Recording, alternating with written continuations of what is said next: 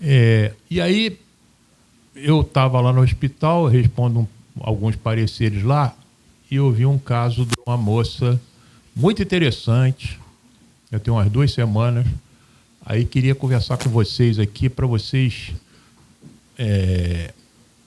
estudar junto comigo e entender o mecanismo do que estava registrado no prontuário, os plantonistas, que eu acho que aqui é a hora da gente tirar nossas dúvidas. E eu não tive dúvida. E então queria conversar com vocês um pouco sobre o caso.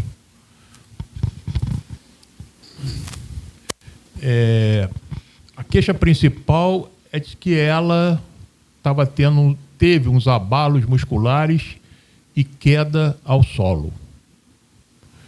No HDA, ela tem 24 anos, feminina, lógico, e ela relatava na história que durante o trabalho ela começou a ter uma parestesia no braço direito da hemifácie direita. Começou a ficar dormente. E, Henrique, parestesia é o quê?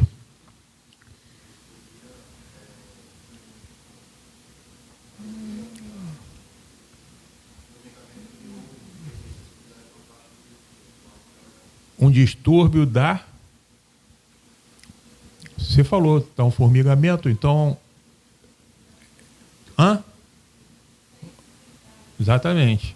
Então, parestesia. Ela tinha uma dormência, como você falou, que é um distúrbio da sensibilidade. Ela não tinha fraqueza, não. Fraqueza seria o quê? Não. Paresia. Então, olha a diferença. Paresia, motor. Parestesia, sensibilidade. Então, ela tinha uma sensibilidade no rosto, na hemifácie direita e na mão e no braço. Isso durou uns 30 minutos, passou naturalmente, durante o trabalho. 6 horas depois, mais ou menos, 6 horas depois, eu estou falando isso, foi a história que ela me contou deitada no leito de um CTI. Eu fui ver essa doente deitada num leito de CTI. E a mãe dela estava sentadinha do lado. Ela deitada me contou que ela subitamente teve essas parestesias na face, no membro superior direito, que durou mais ou menos 30 minutos. 6 horas depois desse evento, ela iniciou uns abalos musculares, e ela me relatou, tive uma crise convulsiva, sem perda da consciência e ou liberação esfincteriana. Então ela diz para mim que estava no trabalho, que ela caiu, ficou se batendo, não perdeu a consciência e não teve distúrbio esfincteriano. Foi chamado a SAMU e levado para a emergência do Hospital Icaraí. No caminho, nova crise de abalo generalizada sem perda da consciência. Ao chegar na emergência, estava lúcida, apresentou a terceira crise de tremores tônico-clônicas sem perda da consciência, e aí o plantonista pegou um diazepam e empurrou uma ampola de diazepam na veia da doente.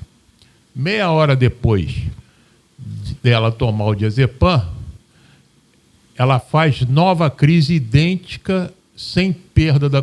Todas elas eu estou frisando aqui, não tem perda da consciência. Sem perda da consciência, levado imediatamente para o CTI, depois de uma tomografia de crânio normal. Então a tomografia não tinha nada, a paciente estava acordada, e eles pediram imediatamente uma solicitação de um parecer da neurologia. O neurologista foi lá, fui eu mesmo. Com essa história, eu examinei ela e ela não tinha, a nuca estava livre, não tinha sinais menígeos e o restante todo normal. O plantonista que me chamou já tinha solicitado uma ressonância nuclear magnética de crânio e uma punção lombar. Após o relato dessa história e exame neurológico, o que nós pensaríamos? Aí queria ouvir vocês um pouco. Aí, disso que eu estou contando, E quando ela me conta essa história, já sai o diagnóstico. Pô, o senhor é muito bom. Não sou bom, não.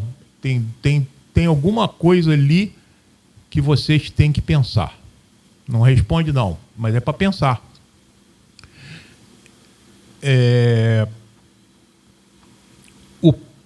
Na história familiar, o pai dela e primo com epilepsia, interrogado. Ela era auxiliar de enfermagem e trabalhou com pacientes epiléticos. Qual o diagnóstico provável e qual exames necessários para elucidação do caso? Faltou o último ali que a Daniela esqueceu, qual o tratamento adequado. Então, queria que vocês me ajudassem em ver essa doente, examinar a doente e o que você pensaria nesse caso. Vamos lá. Quem que pode falar alguma coisa?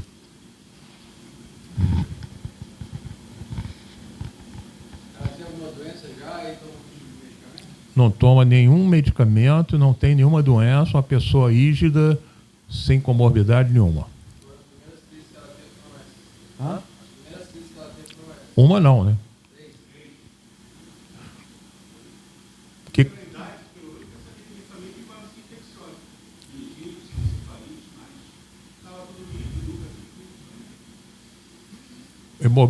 O hemograma normal. Todos os exames normais. Não fez lá. Não fez. Quando eu cheguei lá, o plantonista pediu uma ressonância, me falou, já pedi a ressonância e já pedi uma punção lombar.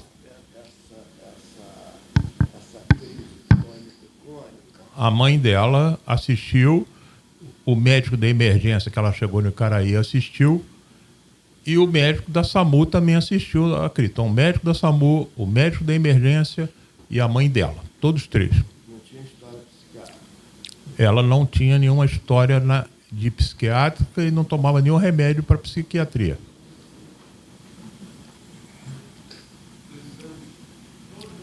Exames todos normais. Não.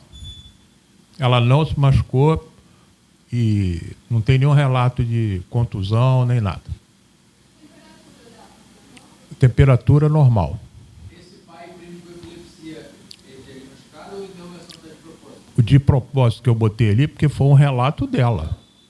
Meu pai e meu primo tinham epilepsia. Eu não vi, mas ela botou e eu botei uma interrogação. Ok?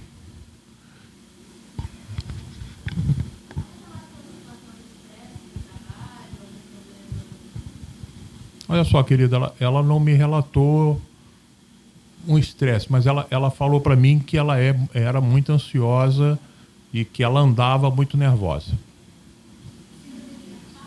Não estou te ouvindo.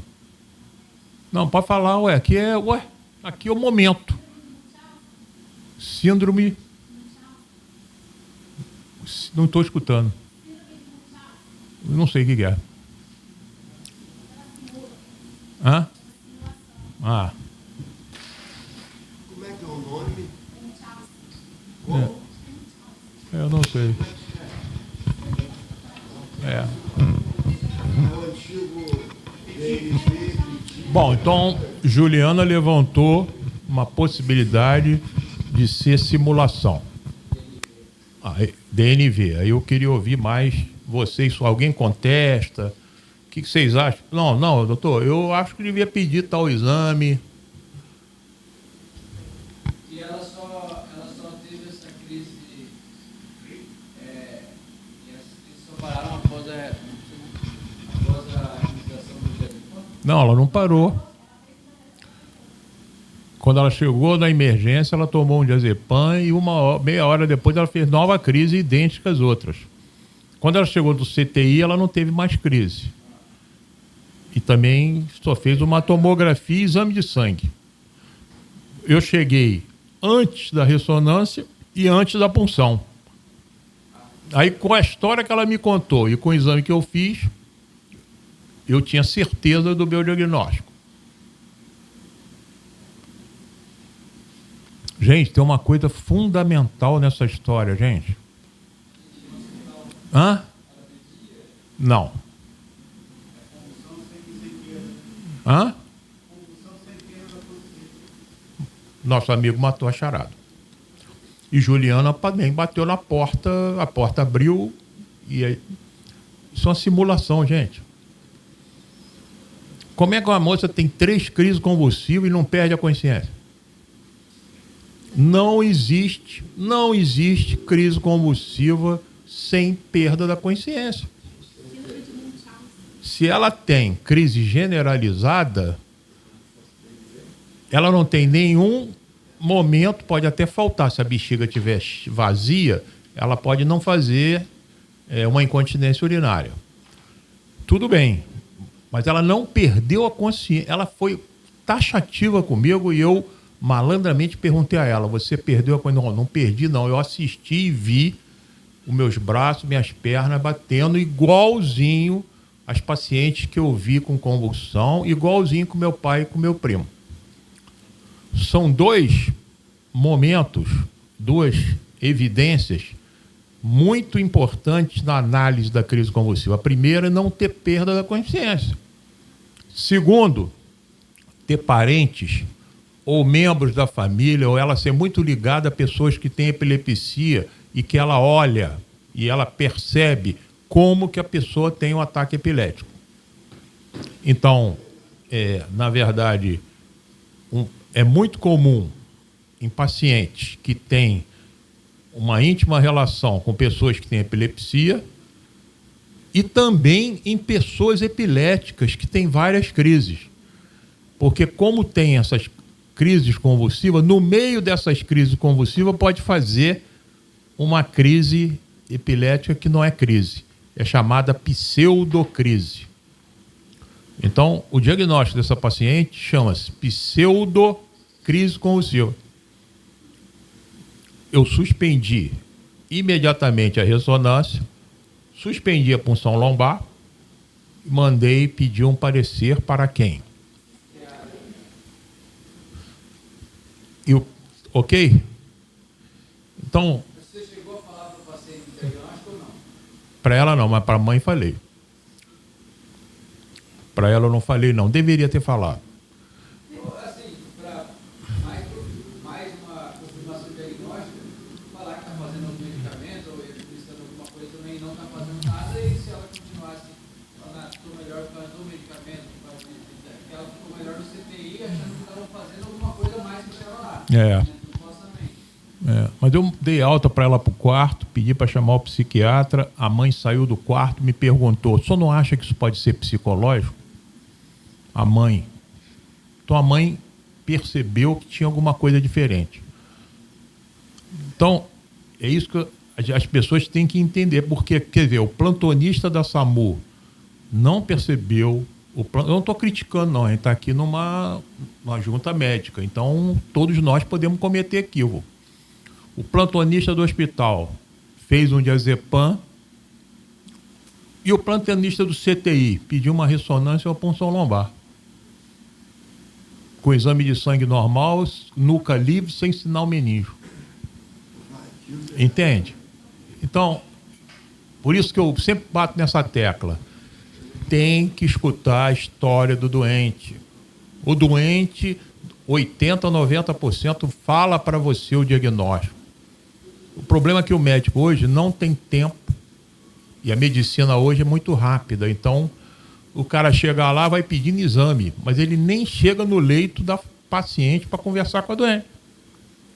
Então, aí é um caso típico de pseudocrise convulsiva. Suspendi os remédios e pedi para chamar um psiquiatra para assumir a parte psiquiátrica dessa paciente, que eu tenho certeza que não deve estar bem. Esqueci o nome da minha querida, de óculos. Você perguntou se ela podia estar estressada, e de repente estava. E ela estava sofrendo. Porque quando a gente fala que é um piti, não sei o quê, a gente tem uma mania de achar que a pessoa é maluca. Ou que a pessoa... Não, não é, ué. Ela tem um tipo de sofrimento. Para ela inventar isso, tem algum motivo para ela fazer isso. Então ela não está bem e aí ela precisa ter um tratamento psiquiátrico adequado. Foi isso que eu fiz, dei alta para ela. E a mãe ficou muito feliz, contente, e ela foi embora.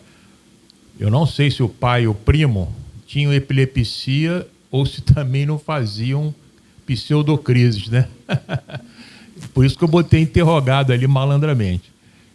Mas quando ela diz que trabalha no hospital e trabalha no local e que ela vê várias crises convulsivas, aquilo me deixou... E Antônio também prestou atenção que ela em nenhum momento ela perde a consciência, né, Antônio? Pô, essa mulher tem várias crises convulsivas sem perda da consciência, Antônio. Não dá, né?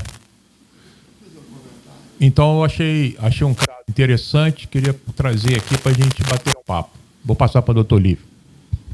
Oi, olha só, eu acho que a gente, muitas vezes, a gente se afasta do grau de sofrimento que essa paciente ela não deve sentir na vida dela.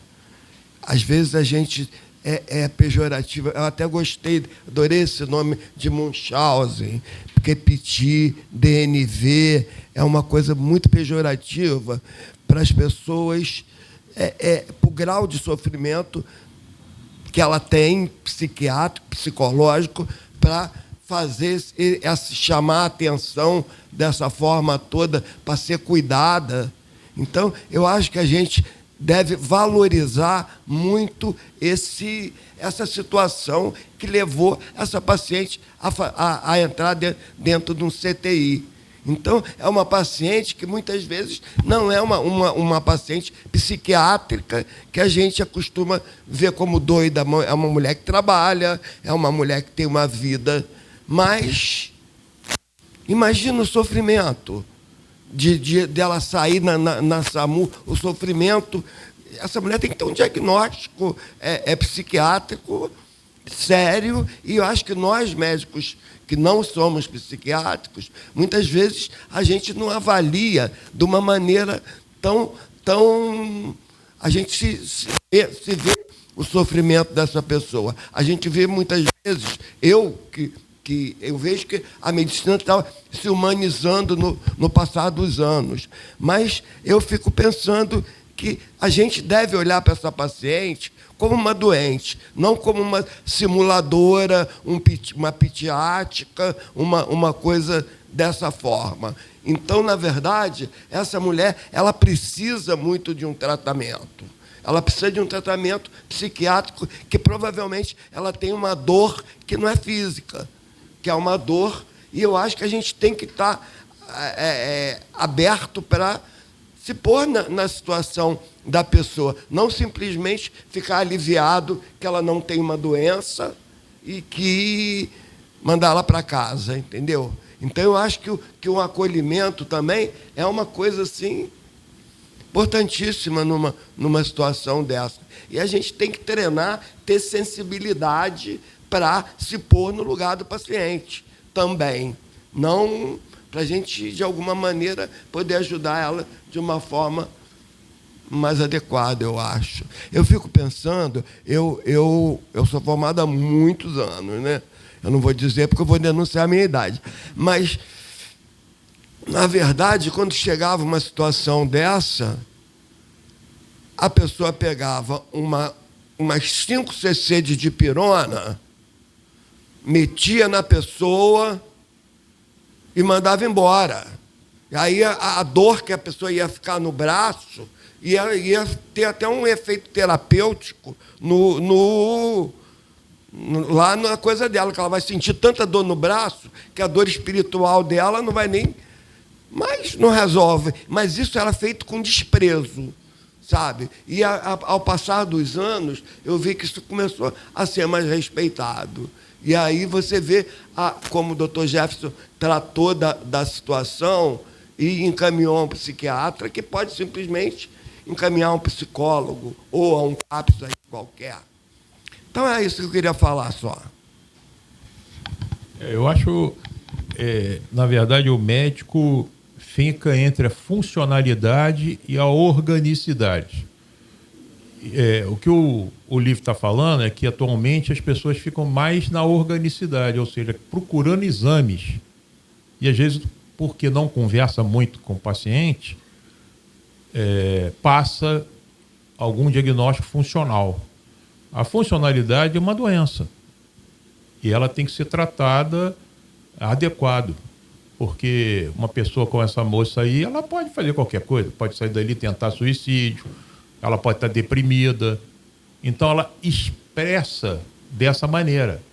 Estou dando aí um pouco de psiquiatra nessa história. É que aí, como ela está se expressando para dizer eu preciso de ajuda, é ela simular crise convulsiva para ela poder ter um tipo de assistência e de atenção. Então a gente tem que tomar cuidado para a gente entender. E a outra coisa também que às vezes o médico tem, pelo menos na emergência, é achar que todo mundo tem piti.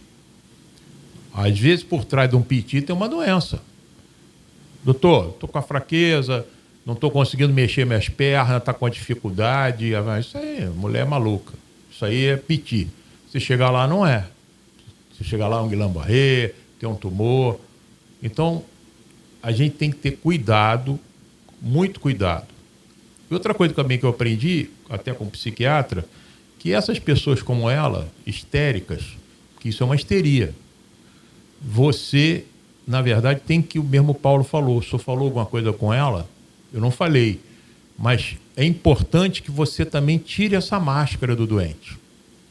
Não adianta a menina chegar lá, está deitada, e você não falar nada com ela. Você tem que chegar para ela e falar, olha só, o que você está fazendo é uma simulação, você não tem crise convulsiva, você não é epilética, e quebrar esse ritual, porque senão ela vai continuar tendo abalo. Eu vejo, às vezes, alguns histéricos que têm isso, estão com fraqueza na perna, que tem uma doença grave, em que você nota que é funcional, porque no exame dá para você sentir isso. Fazer alguns testes com ele. Aí você pega botar o dedo no nariz, ele começa a inventar uma dismetria que não é comum.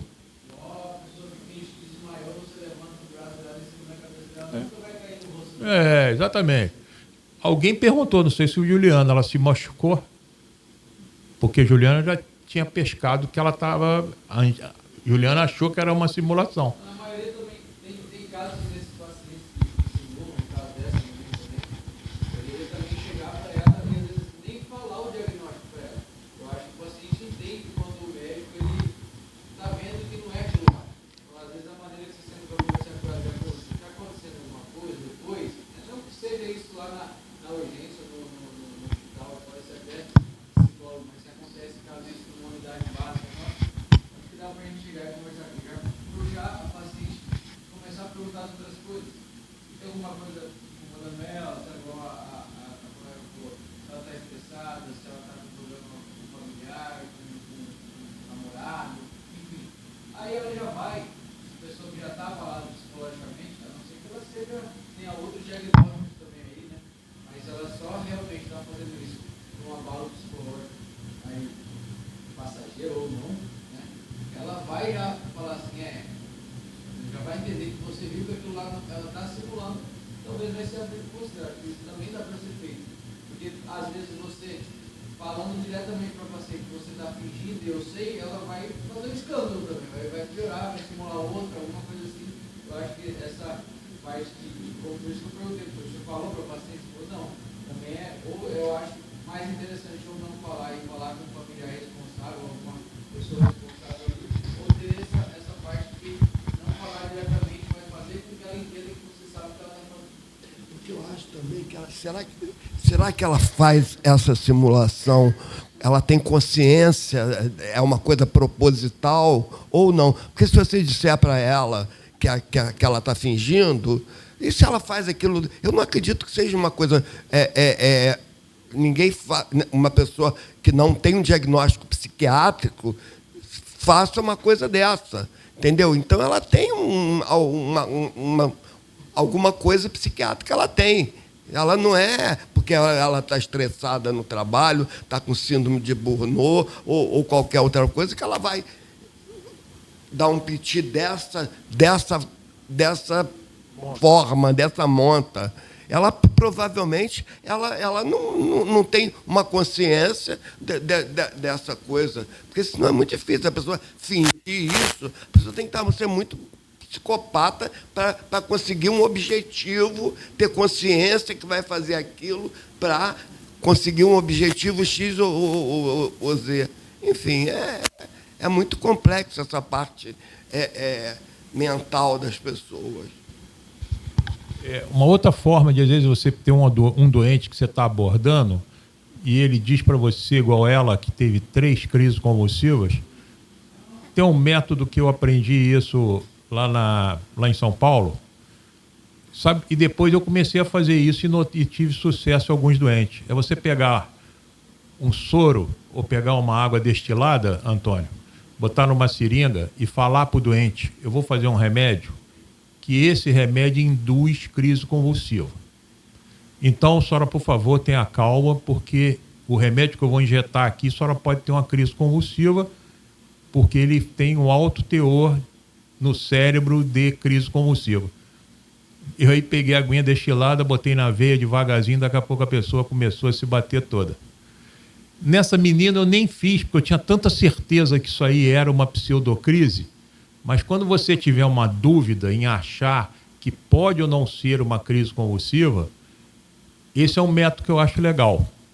Então, problema nenhum, você vai lá dentro, pega uma água destilada ou um soro, pega na veia da doente e fala assim, vou fazer um remédio que vai levar você a ter crise convulsiva. Então você fica tranquila, porque eu quero ver a forma da sua convulsão.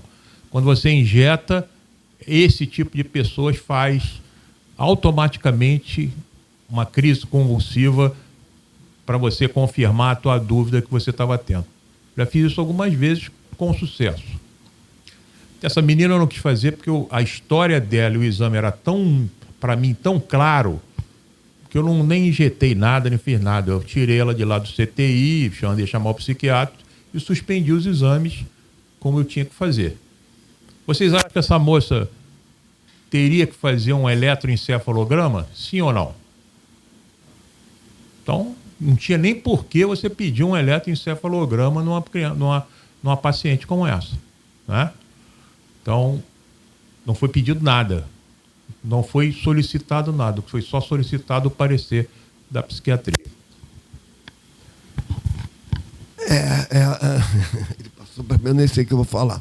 Mas eu acho que eu queria só reiterar a importância da gente ter uma certeza de que não é um quadro conversivo, é um quadro que não é um quadro de doença, porque, na verdade, pode ser, às vezes, nem todos nós temos experiência para dizer que aquilo ali não é. Você vê que o colega que estava atendeu na SAMU, atendeu na emergência e no CTI, chamou o neurologista. Então, você imagina se você... a responsabilidade de você dispensar uma paciente, dar um diagnóstico desse sumário e acontecer uma tragédia qualquer. Então, eu acho que a gente deve ter muito cuidado quando dizer que a pessoa está tendo um piti, até porque tem que ter segurança, né? Eu nunca vi, não, né? Mas eu, como vocês também já viram, a pseudociese, né? Pseudociese. Você já viu, meu? Já vi algumas, e pseudociese é uma coisa tão interessante, porque aí alguém falou que você dizer para a paciente que ela está tendo está simulando que aquilo não é crise convulsiva. Vocês vão encontrar, porque não é uma coisa rara acontecer, não. A pessoa acha que está gestante, a barriga cresce. Se você você prova para ela por ultrassom e método diagnóstico que ela não está grávida, mas ela continua temando que o ultrassom está errado. Se você for outro ultrassom está errado. E a barriga dela está crescendo. E é uma coisa que não é consciente. É uma coisa que ela tem certeza que ela está grávida e que você está errado. Enfim, e já a pessoa, se eu já vi na minha vida pacientes com pseudocese. Eu vou dizer assim, eu já vi paciente ser operada de cesariana por pseudocese.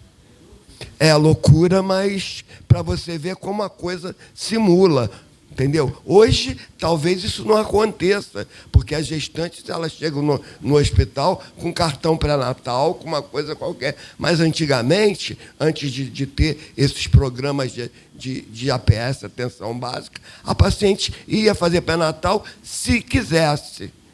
Se ela não quisesse, ela chegava lá com sífilis e a mortalidade era muito grande, materna e fetal.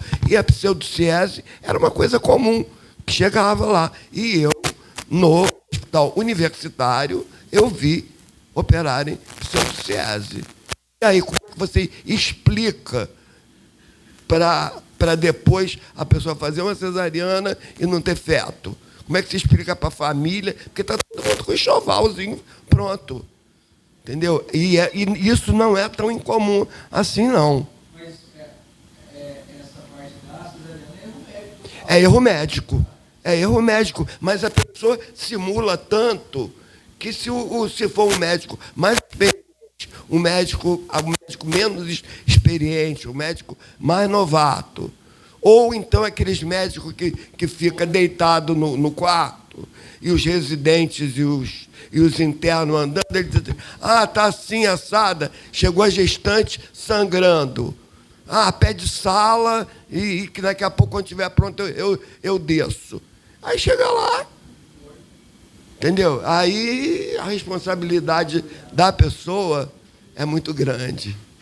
O Henrique falou que ele teve uma paciente na unidade também. É difícil, porque elas não querem, elas negam o ultrassom. Você mostra o ultrassom para elas negam. Diz que o ultrassom está errado, você está errado, todo mundo está errado. Ela que está certa.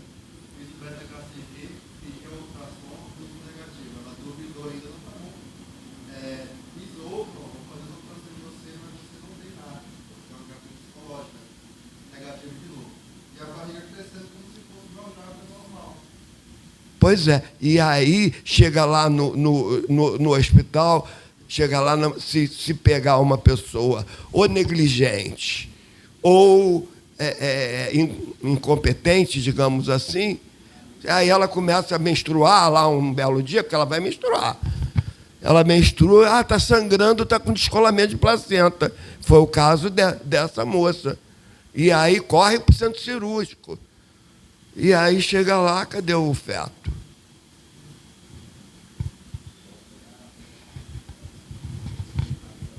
É um caso interessante isso, né? Mas eu nunca tinha visto, eu nunca tinha assistido, pelo menos não assisti uma pseudociese. Mas teve aqui o Henrique... Você vê o Henrique dizendo que isso acontece aí. Aí você faz 1, 2, 3, 10 ultrassonografia, ela vai negar as 10 e a barriga vai crescer, sabe? E qualquer tentativa de você ajudá-la, chamando a família e tal, ela vai ficar mais indignada ainda, porque é uma coisa fora do controle racional dela. É uma psicose. Melhor a gente, em alguns casos, realmente até errar por excesso. Não, eu acho que isso aqui é um piti, mas essa mulher não tem nada. Mas avança um pouco, mesmo na tua dúvida. Porque tem colega também que já na primeira já olhou e falou, não, isso é um piti. Isso é muito perigoso. Eu fiz residência no Instituto de Neurologia e do lado do Instituto, não sei se todo mundo lá no Rio pode conhecer, tinha um local muito famoso que chamava o Pinel. Pinel era um hospital psiquiátrico. E tinha no fundo o hospital psiquiátrico da UFRJ. Chamava IPUB. Adivinha quem tinha que responder os pareceres neurológicos nos hospitais psiquiátricos do lado do Instituto? Acho que eu tenho cara de trouxa, não é possível, cara. Porque ninguém ia, e eu ia lá ver os doentes psiquiátricos, tu imagina. E eu assisti dentro do hospital psiquiátrico, hematoma subdural crônico, o cara estava com hematoma subdural internado lá, por alteração de comportamento. E era um hematoma subdural crônico. Eu tive que levar ele para o instituto e mandar operar o cara. Eu assisti lá dentro uma patologia muito incomum, mas já vi alguns casos, insulinoma. Alguém já ouviu falar sobre isso? Hã? É um tumor do pâncreas que fabrica muita insulina e aí a pessoa pode ter hipoglicemia crônica e ser internado no hospital psiquiátrico. Então, é para vocês entenderem também que a doença mental, ela também tem doença orgânica, né? O doente com doença mental tem pâncreas, ele também tem apêndice, ele também tem vesícula. E a gente olha aquele doente maluco, entre parênteses, você acha que ele não vai ter nada nunca. Então, é igual quando você está no pronto-socorro atendendo emergência, a quantidade que chega de etilismo, aquele bêbado, você já fica meio... Pô, a enfermeira vai falar, tem um cara ali fora completamente embriagado, está reclamando de dor. Você já vai querendo dar uma dipirona nos 2 braços. Que aquilo vai te... né? Você tem que atender uma pessoa de porre, bêbado. Então, você tem que tomar cuidado. Eu era plantonista no Largo da Batalha e a enfermeira me chamou e falou, doutor, tem um doente ali fora. Engraçado, ele não está bêbado não, mas ele está andando completamente desequilibrado. Eu acho que ele bebeu e está com vergonha de dizer que está bêbado. Eu fui lá. O azar dele que era eu, né? Aliás, sorte. Quando eu olhei, era uma ataxia de marcha grave. Eu pedi uma tomografia, tinha um tumoraço na fossa posterior. E o homem disse para mim, eu nunca bebi. Então, a gente tem que tomar cuidado dos 2 lados. É não fazer um diagnóstico à toa de uma organicidade, mas também cuidado da gente também ficar achando que está todo mundo funcional. Nesse mundo que nós estamos vivendo agora, cheio de problemas e tal, aumentou muito a doença psiquiátrica. Vocês não acham isso? Eu vejo no consultório de neurologia, hoje, posso afirmar a vocês que é 70% a doença psiquiátrica. Porque também o paciente, ele também não gosta muito de procurar o psiquiatra, porque ele não é maluco. Ele prefere ser atendido pelo médico de família, ou pelo clínico, ou pelo neurologista, mas quando você indica um psiquiatra, às vezes o cara, doutor, não vou não. Porque o psiquiatra é médico de maluco, eu não sou maluco. Essa menina agora, de 20 e poucos anos, você fala, tem que procurar um psiquiatra. Ela pode, eu não sei se aconteceu, mas ela pode falar, não vou no psiquiatra. Então é muito comum, às vezes, a pessoa não querer marcar consulta com o psiquiatra.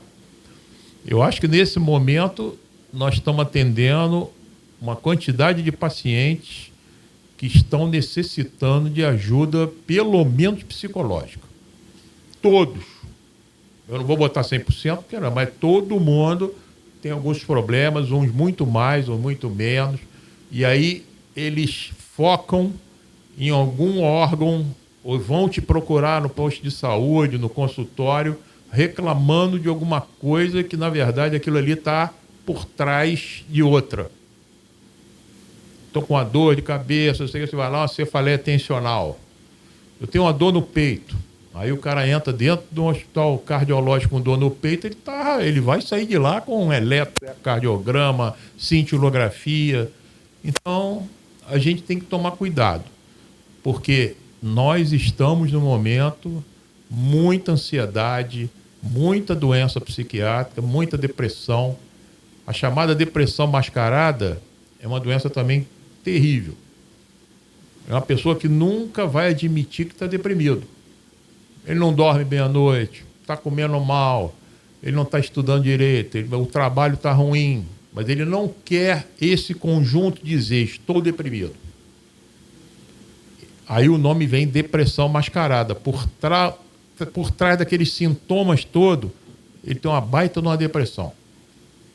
E aí toma um antidepressivo, fica bonzinho, melhora tudo, dorme, come e tal, e você tratou o doente. Então, é um diagnóstico que a gente tem que estar sempre no bolso, achar que ele pode estar com uma depressão mascarada. Agora eu lembrei, falou da depressão, eu me lembrei de uma polêmica, de um caso que vocês sabem que eu atendo alto risco numa regional, né? Lá na regional do Barreto. Então, a paciente era uma paciente depressiva, gestante, que tomava tomava a sertralina já há algum tempo e estava controlada muito bem. E aí a médica da APS suspendeu a sertralina, disse para ela que fazia muito mal, e ela chegou a mim, quando ela chegou algum tempo depois de entrar no sistema, etc., chegar lá realmente, a mulher estava muito mal por conta da sertralina, que a doutora disse que ela não podia tomar por estar grávida. E, na verdade, isso não é uma contraindicação, muito pelo contrário. A sertralina é uma droga bem segura na gravidez, hoje já se sabe. Então, quem está tomando não deve suspender. E aí, como a gente não tem um prontuário eletrônico interligado, ou a gente não tem muito acesso ao colega que está atendendo na atenção básica, muitas vezes fica um mal-estar. Eu acho que o município ele devia dar um jeito da gente se integrar mais com os níveis mais superiores, porque, na verdade, depois ela voltou a mim e passou um comentário que a pessoa, a médica de família, tinha feito com a minha mudança, que eu escrevi porque que eu retornei o antidepressivo, etc, etc. Porém, a médica se sentiu muito desprestigiada e disse para a paciente, olha só, como a gente deve ter cuidado também na relação com os colegas. Ela disse para a paciente que, se acontecesse alguma coisa com aquela gravidez, a responsabilidade era minha, não dela. Então, é uma situação que a gente tem que ter sei lá, por que eu falei, me lembrei de dizer que, para não suspender quando tiver determinados antidepressivos na gravidez, quando a pessoa vem tomando, porque muitas vezes, quando suspende, por conta dos hormônios, por conta das coisas, geralmente a depressão ela vem de uma maneira mais forte. Também não tenho muita experiência, mas eu já vi muitos casos de depressão pós-parto, né, Lívia? Pois é. A gente vê essa coisa de depressão pós-parto, a gente pensa muito que tem que tratar. Eu, até poucos anos atrás, eu achava que você tinha que tratar com psicoterapia, aconselhamento, etc, etc. Mas, na verdade, isso é uma psicose. Então, quando a gente vê no jornal essas pessoas infelizes por não ter felicidade, não um termo pejorativo, mas que fazem coisas com os recém-natos, jogam na caçamba de lixo, faz uma coisa qualquer desse tipo e é punida pela lei, que não leva muitas vezes em conta o que essa mulher causou, o transtorno psiquiátrico que essa mulher teve para fazer esse tipo de coisa. E a depressão puerperal é muito comum. A psicose puerperal, que esses casos mais graves, é menos incomum, é menos comum. Mas a depressão puerperal, você imagina as pessoas estarem lá com estrogênio e a progesterona lá no altão, no máximo. De uma hora para outra, aquilo cai a 24 horas, daquilo começa a cair. Se a pessoa tiver algum desajuste emocional, faz depressão puerperal molinho. E aí é difícil a amamentação, é difícil até cuidar da criança, e muitas vezes as pessoas não entendem, os familiares não entendem. Então a gente tem que estar atento também a isso quando a gente receber nossas recém-paridas que vocês recebem lá, para vocês verem essa coisa e muitas vezes diagnosticarem essa patologia para evitar uma tragédia muitas vezes. Às vezes até tentativa de suicídio, né? É comum. É comum e é muito interessante quando a gente vê, por exemplo, a gente como cidadão, a gente vê como a gente médico vê e como a lei vê. A lei vê de uma maneira muito fria. Então, a lei tira essa criança da mãe, em vez de fazer uma rede de acolhimento, uma rede de apoio à mãe. Os conselhos tutelares, eles retiram, porque eles querem proteger a criança, e muitas vezes isso agrava muito o quadro da mãe. Então, acho que a gente, quando está diante de um caso desse, a gente tem que ver como é que a gente forma uma rede de apoio para não chegar ao ponto do conselho tutelar achar que essa criança corre risco com essa família. Então, é uma coisa complexa e vocês sabem que não é raro, que vocês já devem ter deparado com uma situação dessa tristeza, pelo menos a tristeza puerperal, porque você pensa, a mulher acabou de ser mãe, é tudo maravilha, é fotografia, lacinho. Não, existe uma melancolia existencial naquele momento na mulher que varia de pessoa para pessoa, que varia se ela tem apoio ou não, qual é a capacidade dela lidar com problemas.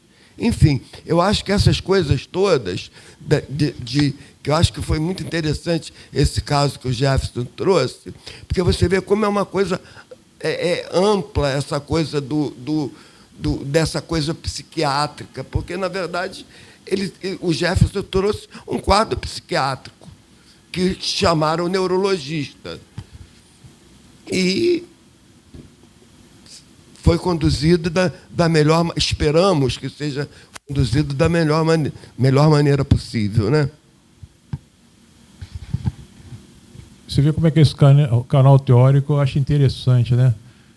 A gente começa por um neurologista mostrando um caso, entra na seara psiquiátrica e volta e vai cair aqui na ginecologia obstetrícia.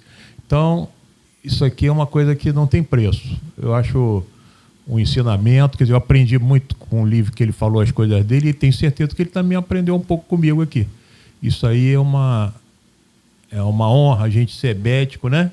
E ter humildade para dizer isso eu não sabia, não. Você vê, eu nunca vi um caso de pseudociese, eu tenho 40 anos de formado. O Henrique tem quantos anos? 3 anos de formado, já viu, né? Tu deu mais sorte do que eu, né? Ou mais azar, não sei.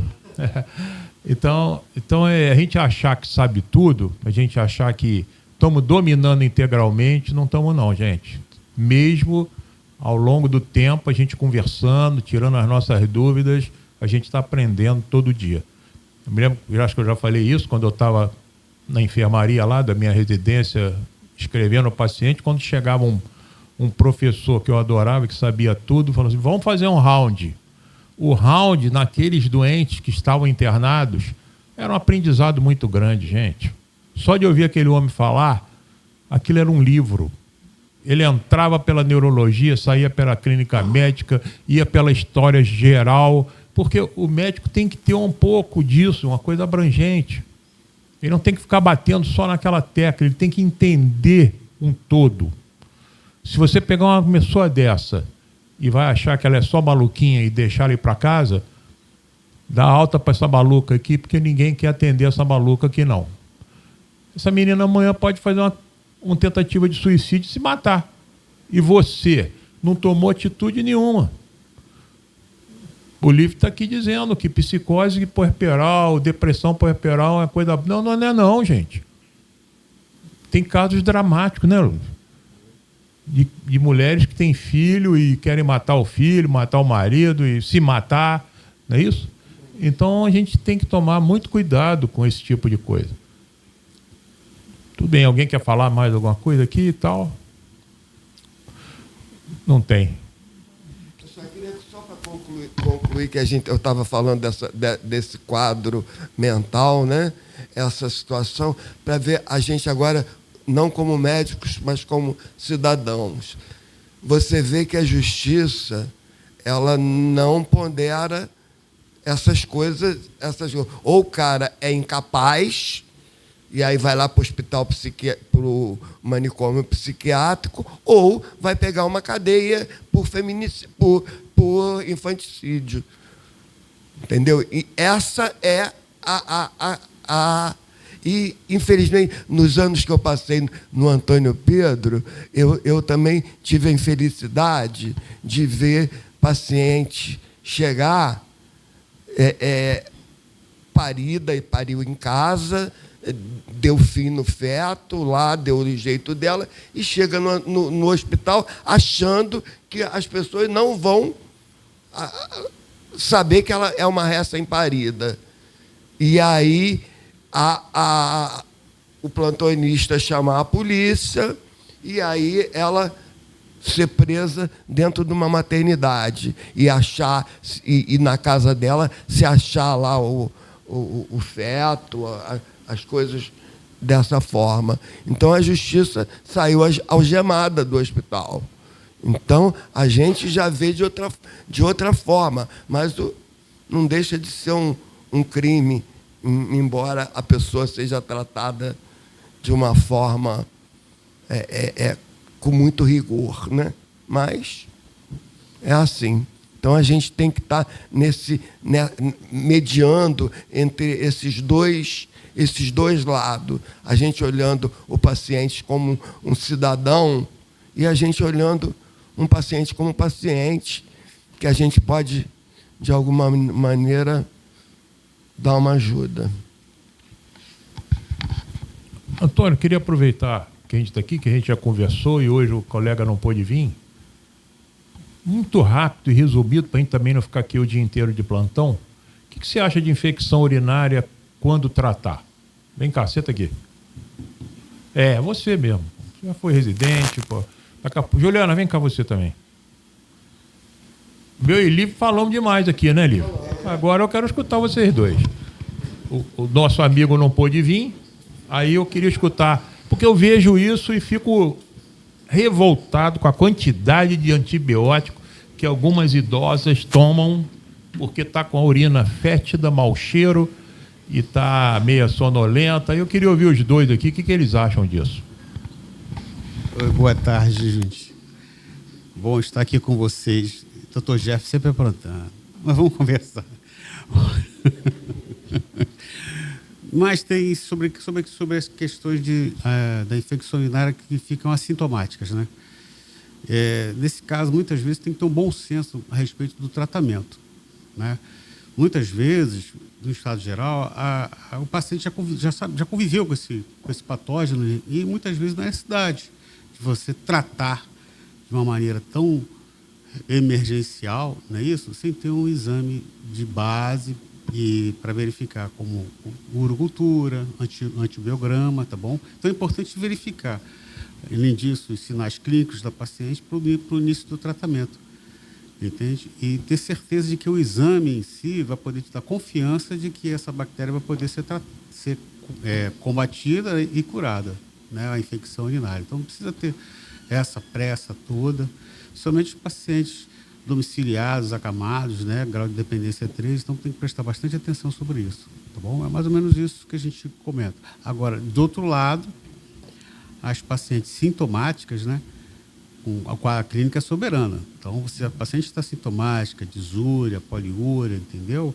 A emergência urinária, às vezes até hematúria, nesse caso, o tratamento deve ser feito imediatamente, tá? Nem não esperar resultado de exames, é feito o tratamento, né, de acordo com o exame clínico do paciente, tá?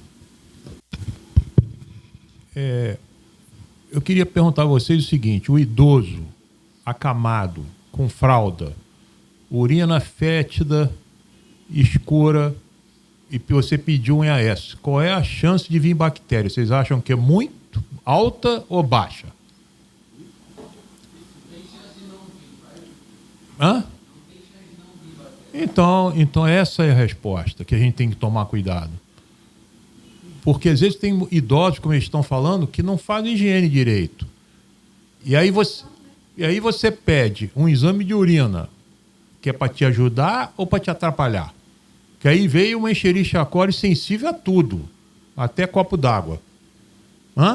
Aí você dá um antibiótico para aquele idoso, que veio uma Escherichia coli.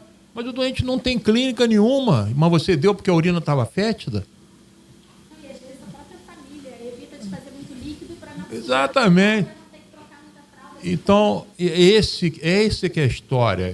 A gente tem que entender quando tratar uma infecção urinária, gente. Porque senão todo mês, eu tinha doente que todo mês tomava um antibiótico. Todo mês. Porque tomava Escherichia coli, Cipro, Bactrim, não sei o quê, bomba, outro mês. E aí o que aconteceu? Ele ficou completamente resistente a qualquer antibiótico. Aí você vai ter que internar o doente, se ele puder, ou vai morrer de sepsis urinária. Porque não tem mais antibiótico para aquela pessoa. A mulher, que Lívia entende mais do que eu, do aparelho feminino, tem muito mais facilidade de fazer infecção urinária, né, Olívio?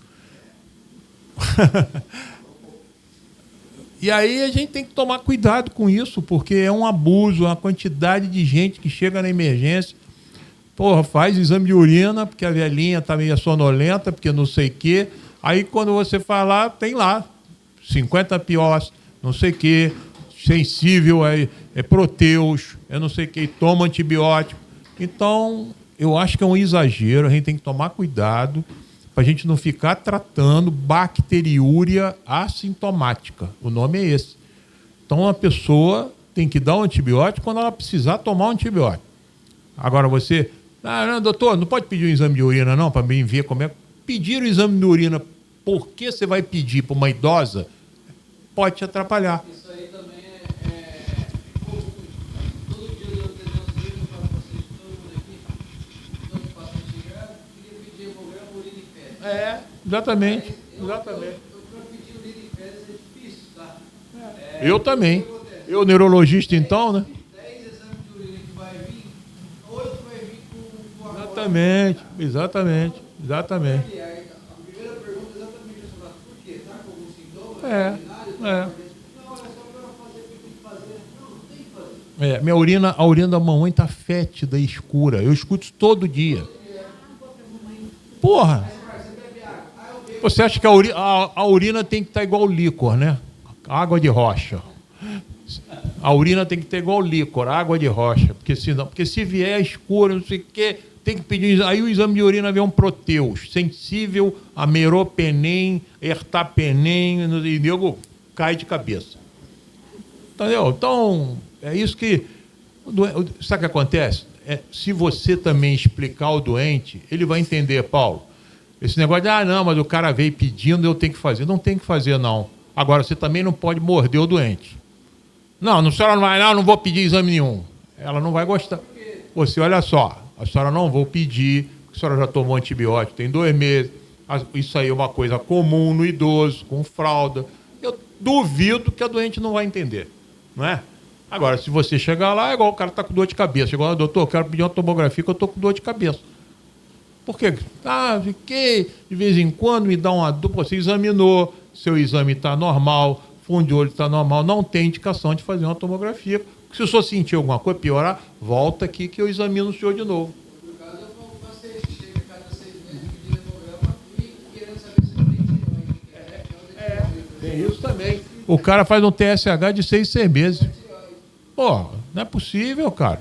Vai lá, Lívia.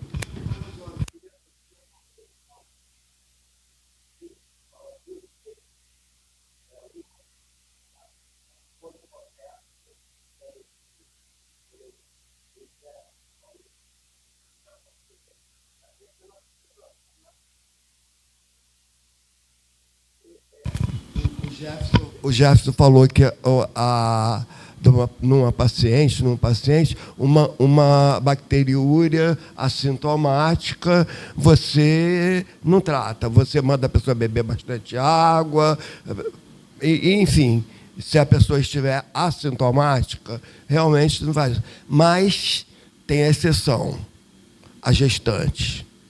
A gestante você trata a bacteriúria assintomática.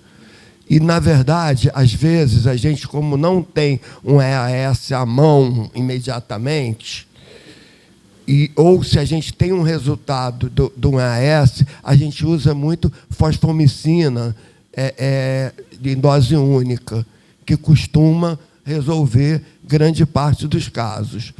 E tem um outro caso, uma outra situação na mulher, que a mulher é muito mais propensa a ter infecção urinária do que o homem. O homem tem a uretra desse tamanho, a mulher tem a uretra pequenininha.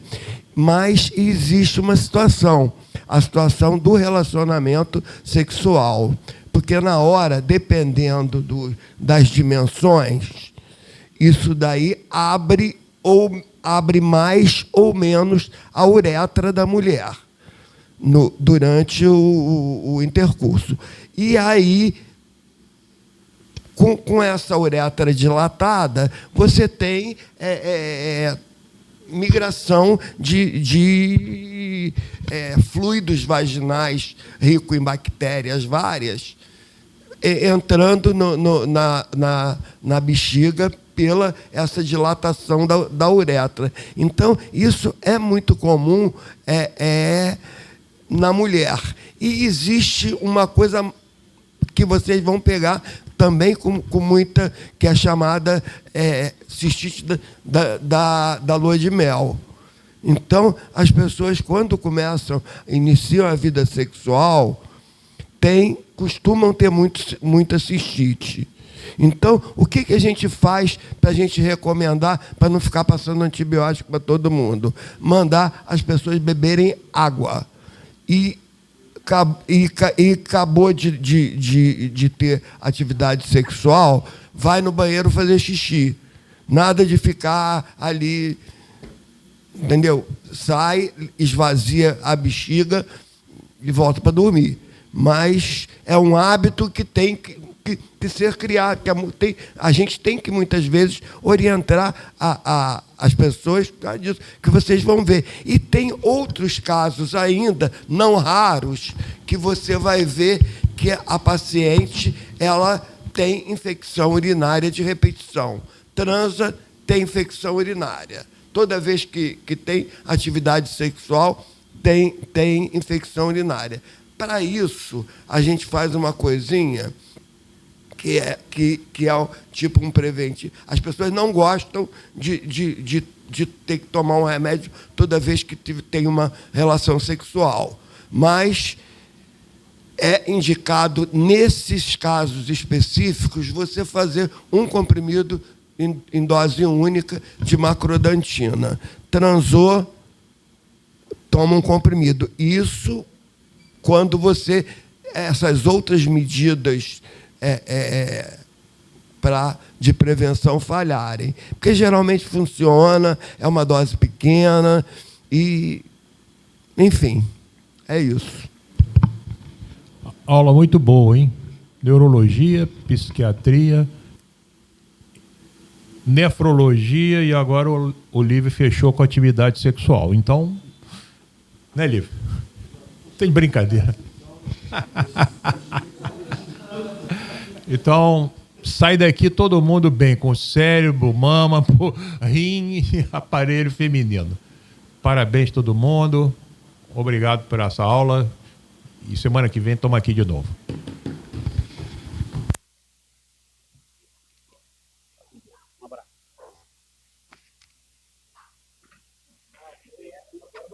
Dos preceptores.